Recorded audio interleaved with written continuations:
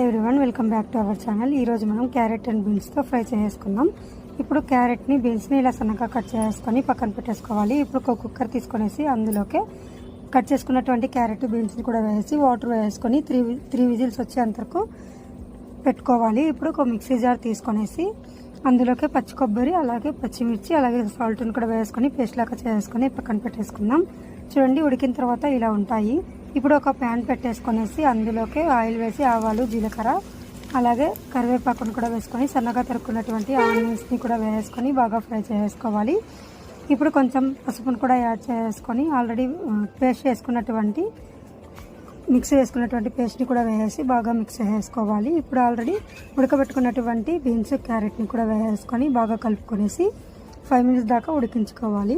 ఇప్పుడు కొత్తిమీరను కూడా వేసుకొని 5 మినిట్స్ అలా కలిపేసుకుంటే సరిపోతుంది. అంతే, మన క్యారెట్ బీన్స్ ఫ్రై అయితే రెడీ అయిపోయింది. ఇది చపాతీ, రైస్, రోటీ దేంట్లోకైనా చాలా బాగుంటుంది. తప్పకుండా ట్రై చేసేయండి.